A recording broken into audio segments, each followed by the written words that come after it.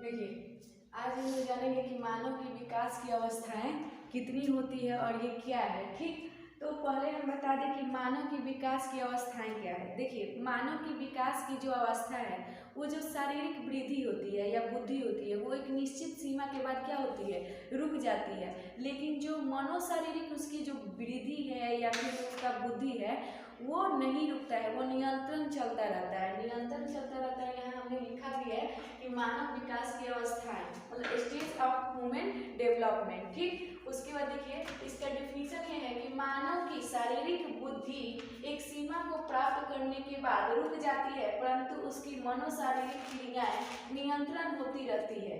मानव के आयु स्तर को 7 भागों में बांटा गया है और इसी को हम लोग क्या कहते हैं, मानव के विकास की अवस्थाएं कहते हैं। ठीक, देखिए भारतीय जो ऋषि मुनि थे उन्होंने कहा कि जो मनुष्य की जीवन होती है उसकी कितनी अवस्थाएं होती हैं, 7 अवस्थाएं होती हैं। ठीक, देखिए हम यहाँ संस्कार की बात नहीं कर रहे हैं, संस्कार तो 16 होता है, संस्कार कितने होते हैं, 16 होते हैं। ठीक, लेकिन हम यहाँ क्या बात कर रहे हैं, हम अवस्थाएं की बात कर रहे हैं, मतलब अवस्था कितनी होती है, मनुष्य जीवन की अवस्थाएं कितनी होती है, तो वो होती है 7। कितनी होती है, 7। देखिए एक होता है गर्भावस्था। गर्भावस्था मतलब गर्भाधान से जन्म तक, मतलब जब बच्चा गर्भ में रहता है, माँ के पेट में रहता है, तब से लेकर उसके जन्म तक मतलब 9 महीने की अवधि को क्या कहते हैं, गर्भावस्था कहते हैं। क्या कहते हैं, गर्भावस्था।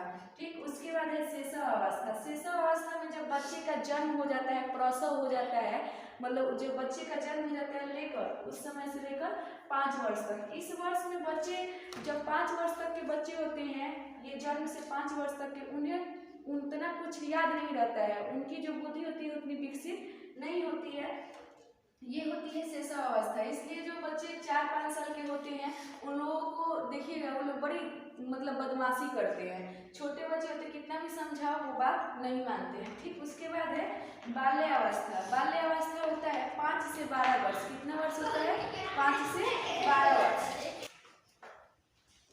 देखिए उसके बाद हम क्या बता रहे थे कि बाल्यावस्था किसे कहते हैं। बाल्यावस्था क्या है, 5 से लेकर 12 वर्ष तक जो बच्चा होता है या फिर जो मनुष्य है उसकी अवस्था को हम कहते हैं बाल्यावस्था। ठीक, उसके बाद है किशोरावस्था। उसके बाद क्या है, किशोरावस्था है, ये 12 से लेकर 18 वर्ष के बीच में होता है। ठीक, और देखिए किशोरावस्था के समय क्या होता है कि इस समय बहुत सारे चेंजिंग आपके शरीर में होता है। जैसे लड़कियों की जो आवाज़ होती है वो पतली हो जाती है, लड़कों का जो आवाज़ होता है वो क्या हो जाता है, मोटा हो जाता है। ठीक, और लड़कों को दाढ़ी वगैरह आने लगता है। ये इस वर्ष की उम्र में 12 से लेकर 18 वर्ष की उम्र में लड़कों को दाढ़ी आने लगता है, लड़कियों का स्तन उभरने लगता है। फिर उसके बाद आवाज़ लड़कियों का पतला हो जाता है और लड़कों का आवाज़ क्या होता है, मोटा हो जाता है। ठीक, उसके बाद है देखिए युवा अवस्था। युवा अवस्था को हम लोग जवानी भी बोलते हैं। क्या बोलते हैं, जवानी। युवा अवस्था जो होता है 18 से लेकर 25 वर्ष के बीच में होता है। कितना वर्ष के बीच में,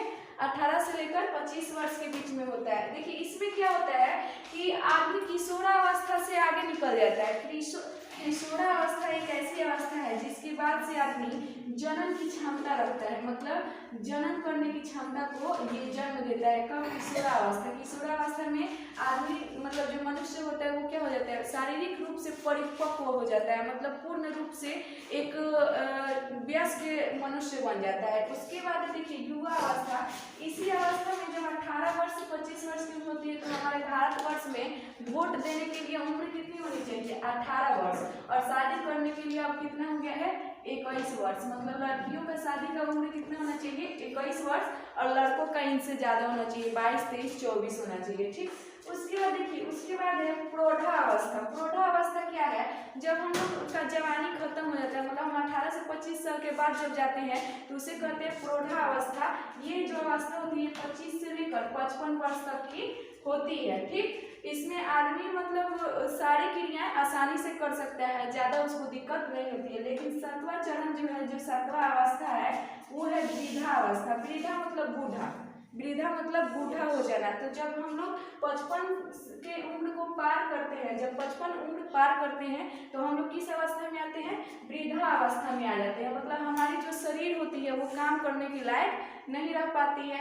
हम लोग क्या करते हैं, मतलब कोई भी काम करेंगे ठीक ढंग से नहीं होगा। एकदम इस उम्र में कौन सा अवस्था रहता है, शैशव अवस्था जैसे हो जाते हैं, कोई भी काम हम लोग नहीं कर पाते हैं। बच्चे जैसी बुद्धि हो जाती है 55 के बाद, और उसके बाद ये 55 से लेकर मृत्यु तक की जो अवस्था होती है उसे हम क्या कहते हैं, वृद्धावस्था। ठीक, देखिए यहाँ पे हमने क्या बताया, मानव जीवन की अवस्थाएं बताएं, मानव के विकास की अवस्थाएं को बताएं।